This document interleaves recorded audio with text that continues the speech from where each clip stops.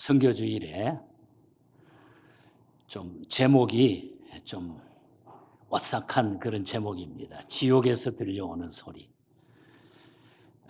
우리가 이 말씀을 통해서 지옥과 천국, 또 우리가 이 땅 위에 살아가면서 무엇이 중요한가, 이 사실을 다시 한번 깨닫는 그런 시간이 되시기를 바랍니다. 제가 몇 년 전에 어떤 분하고 교회에 잘 안 다니는 분입니다. 어떤 식사 자리에서 친구 목사님하고 같이 이렇게 대화를 하다가 전도를 좀 이렇게 했더니 교회 좀 다니시라고 그랬더니 천국과 지옥이 어디 있어? 천국이 어디 있어? 이렇게 자꾸 이야기를 하길래 그러면 그냥 죽으면 지옥이나 가시오. 내가 그랬더니 이 양반이 그냥 화를 바짝 내면서 내가 왜 지옥을 갑니까? 그래서 내가 지옥이 있는 모양입니다. 내가 그런 이야기를 한 적이 있습니다. 누구나 신불신을 막론하고 천국은 안 믿어도 지옥은 싫은 곳, 가서는 안 될 곳으로 대부분의 사람들이 다 알고 있습니다. 오늘 이 본문에 나타나는 이 메시지는 지옥이 어떤 곳인가를 우리에게 잘 보여주고 있습니다.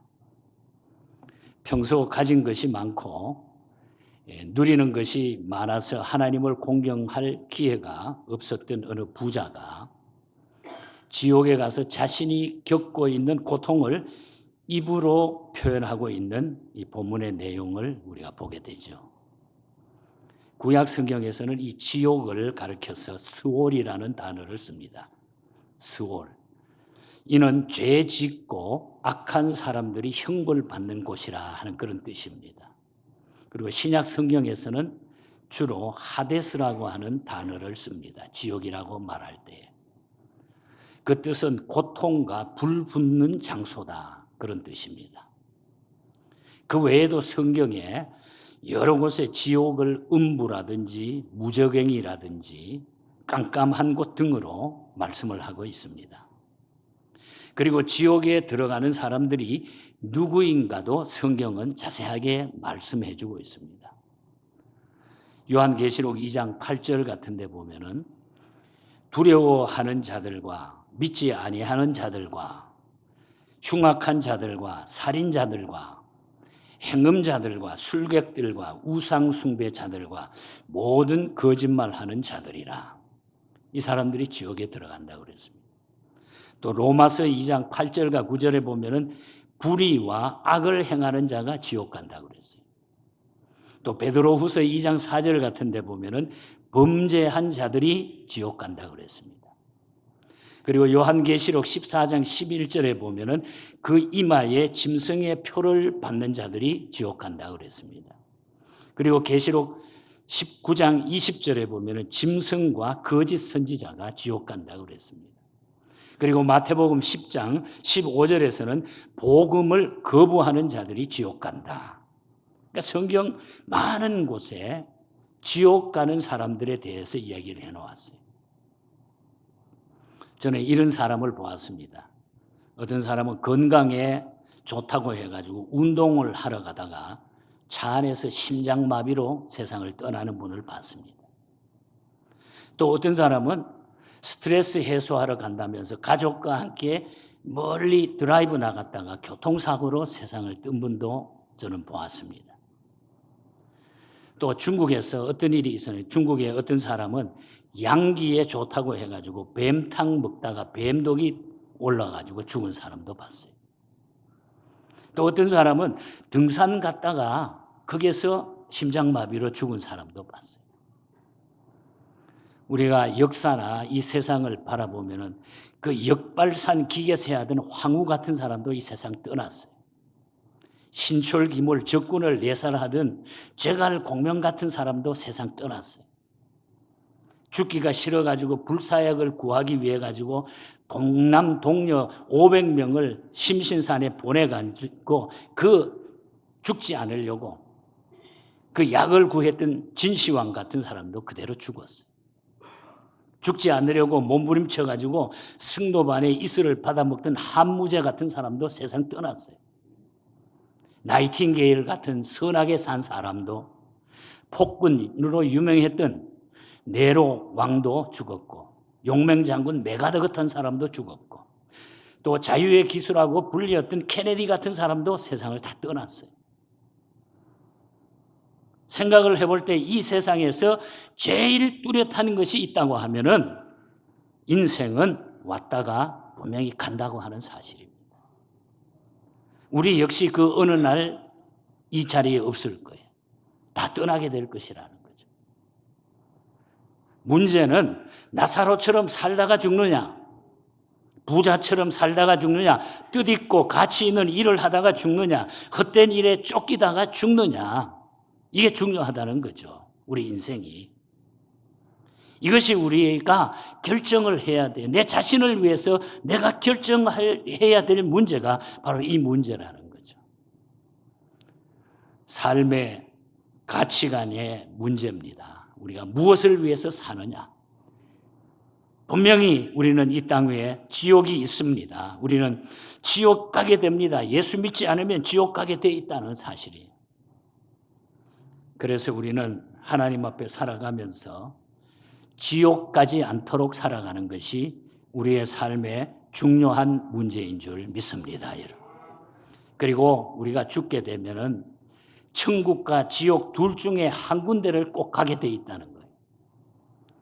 혹시 생각하기를 내가 예수님을 열심히 믿지 못했지만은 그래도 때로 교회도 왔다 갔다 하고 가끔씩 헌금도 바치고 가족들 따라 권유에 따라서 몇 번씩 1년에 몇 번씩 내가 나갔기 때문에 천국까지는 못 간다 하더라도 천국 부근에까지는 가지 않겠느냐, 이렇게 한다고 하면 그는 큰 착각이라는 거예요.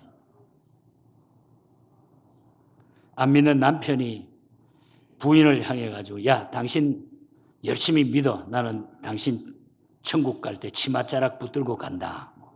뭐 그런 농담도 있습니다만 절대 불가능한 일이죠. 그런 일들은.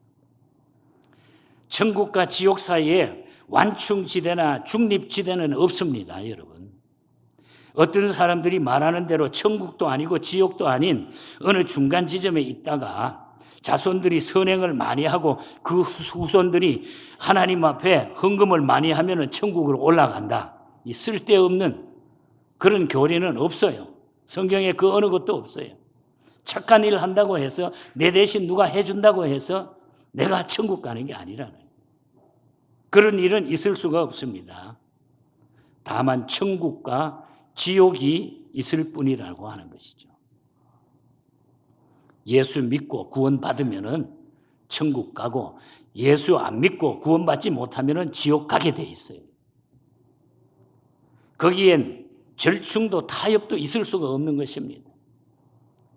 그래서 우리는 가족이라든지 내 주변에 가까운 사람, 좋아하는 사람을 내가 전도하지 않을 수가 없다는 거예요.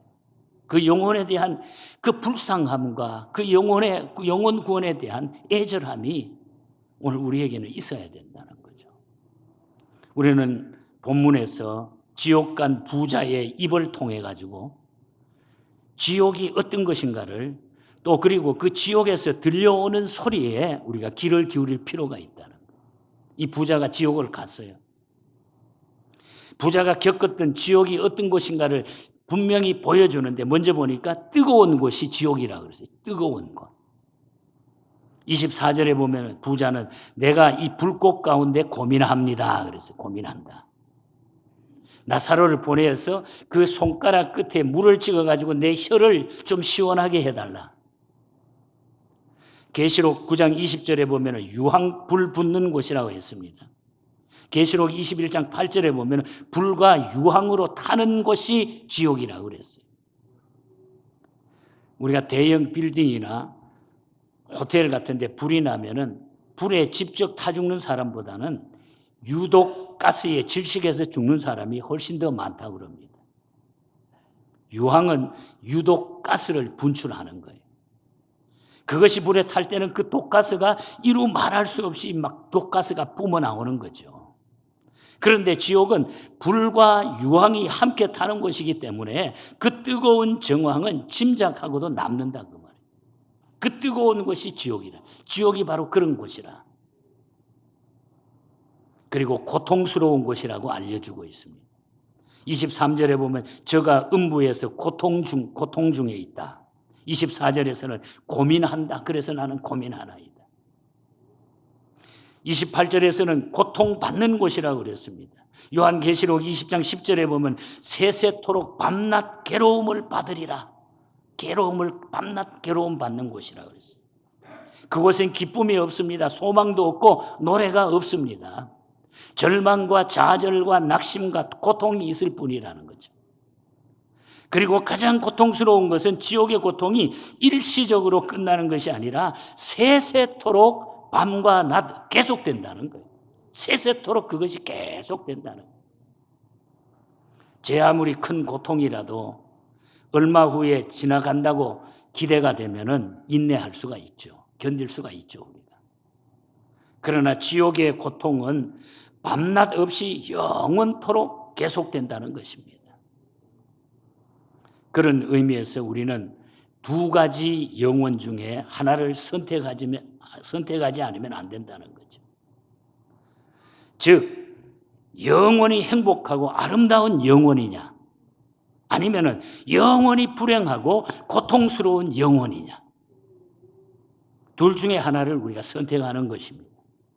천국과 지옥 둘 중에 하나에 우리는 가게 돼 있다. 우리는 당연히 천국 백성이 돼야 되죠. 그리고 우리는 그렇게 믿고 있는 줄 믿습니다, 여러분. 자, 그렇다고 하면 중요한 문제는 생전에 어떻게 사느냐 하는 것이 사후에, 죽은 후의 세계를 결정하게 된다는 거예요. 25절에 보면은 너는 살았을 때 내 좋은 것을 다 받았고 나사로는 고난을 받았으니 이것을 기억하라 그랬습니다.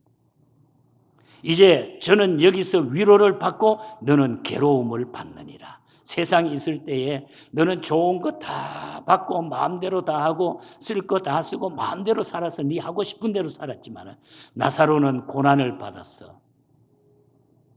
그러니까 이제 여기서 너는 고통을 받지만 나사로는 여기서 위로를 받게 될 것이라 그 이야기죠. 다시 말하면 죽는 것으로 모든 것이 끝나지 않는다는 것입니다, 여러분. 세상에 우리가 이 육신의 죽음으로 모든 일이 끝나는 게 아니에요, 여러분. 우리가 한평생을 살다가 죽으면 바로 죽는 그 순간부터 새로운 시간과 세계의 삶이 우리에게는 시작이 되게 돼 있어요. 그래서 우리는 천국 가야죠. 천국 가야죠.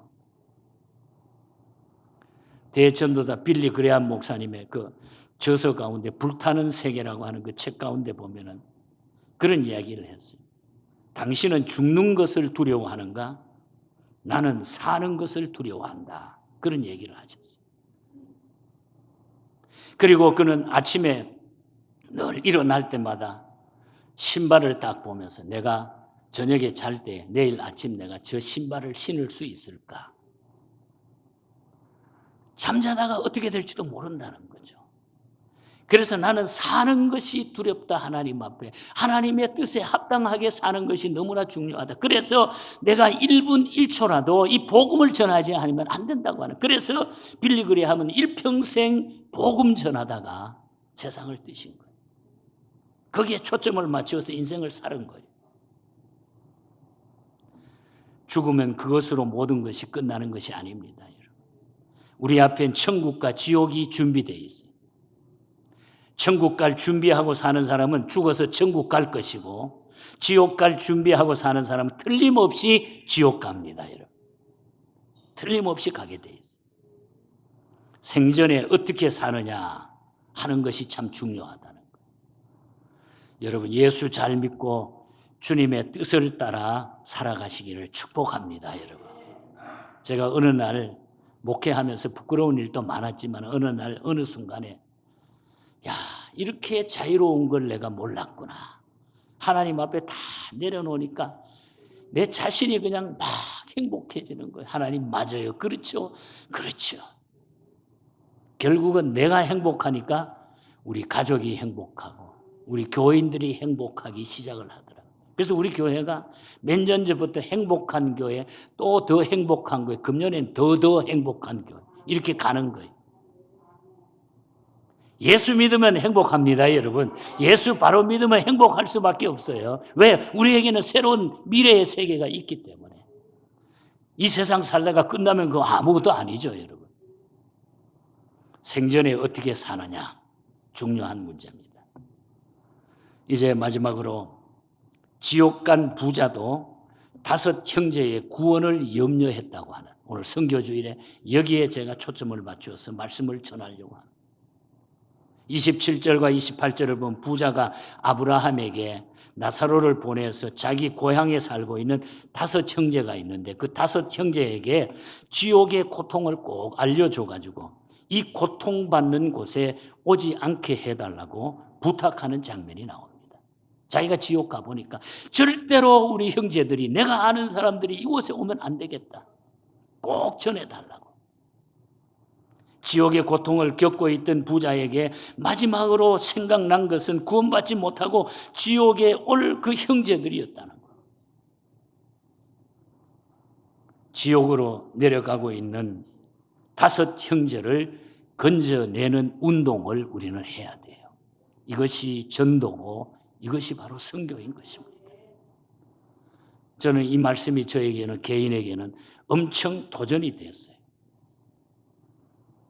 1992년도 중국 북경에 처음 33년 전에 중국에 들어갔을 때 그 북경 시내에 그 많은 사람들이 그냥 자전거를 타고 또 도로에는 또 마차도 가고 자동차도 가고 자전거도 가고 빽빽하게 아침에 호텔 창문을 열고 바라보니까 그냥 막 지나가는 거예요. 그렇게 사람이 많은 건 처음 봤죠.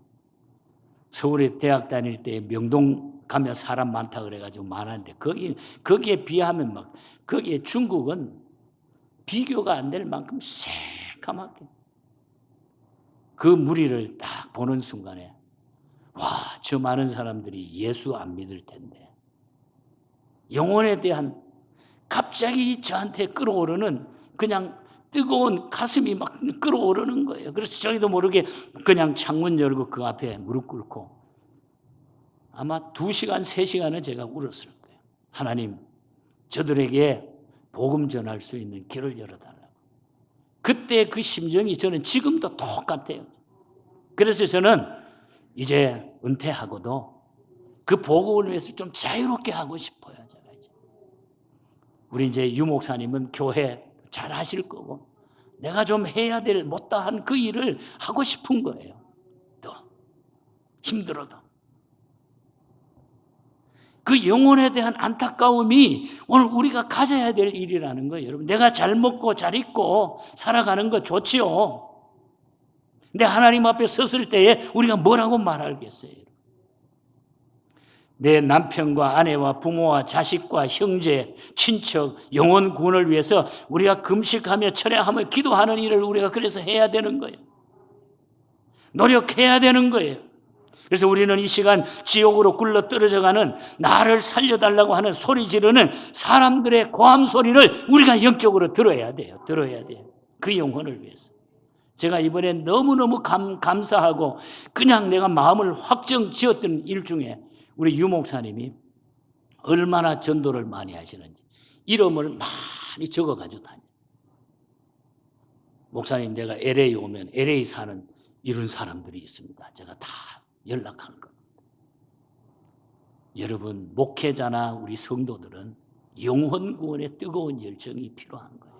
그래서 내가 참 나는 그렇게 못했는데 우리 목사님 너무 귀한 목사님입니다. 거기에 내가 반했어요. 그래서 내가 오면 내가 우리 교회 내 담임 목사님으로 내가 섬길 거라 이 말이에요. 여러분, 우리가 영혼 구원에 초점을 맞추면은 모든 것은 다 확실하게 이루어지게 될 줄 믿습니다, 여러분. 지옥으로 떨어져가는 저 영혼, 지옥 간 사람이 우리에게 지금 소리 질러 안타깝게 우리에게 가르쳐주고 있는 거예요. 제발 지옥에 오지 않도록 해달라고, 막아달라고. 만일 내가 그 누군가의 영혼의 기쁜 소식을 전하지 않기 때문에 그 사람이 물에 빠지고 그 사람이 죽는다고 하면 그것은 살인이에요. 내 책임이라는 거예요, 여러분. 우리의 책임이 있다는 거죠. 이 시간 간절하고 애절하게 지옥에서 신음하는 부자의 소리를 우리가 들으면서 다섯 형제를 건져내는 운동에 앞장설 수 있기를 바랍니다. 여러분. 제가 오늘 설교에 제가 이 말을 하고 싶었어요. 다섯 형제를, 지옥 가는 다섯 형제를 우리가 구원하자. 내 주변에 가장 중요하고 영혼 구원, 전도의 사명 우리 교회가 감당할 수 있기를 바라고, 그리고 우리가 복음 전하는데 최선을 다하면 하나님은 그 교회를 지켜주세요. 많은 세월 동안 여러분 대형 교회도 아닌데 어느 때는 1년에 10만 불 이상씩 중국 선교비가 갔어요. 그런데도 하나님은 그 일을 하도록 만들어 주신 거예요. 수십 년 동안 기적을 보여주셨어요. 곳곳에 일어나는 일들. 중국 가서 몇 차례 잡혀봤지만은 하나님이 그때마다 함께 해주셨고, 역사하는 그런 놀라운 일을 경험하면서 하나님 우리 교회를 통해서 이 일을 감당하게 하시는구나. 그래서 기도해 주시고, 여러분 힘을 다해 우리 하나님의 복음을 전하는 교회와 우리 모두가 될 수 있기를 바랍니다. 여러분, 저를 한번 따라 합시다. 나 죽기 전에, 그 사람 죽기 전에, 예수님 오시기 전에 전도합시다. 선교합시다. 꼭 그렇게 되기를 바랍니다. 그리고 복음을 전하고 선교하는 교회와 개인에게는 하나님께서 능력을 주신다고 약속하고 있어요. 능력을 주신다고 그랬어요.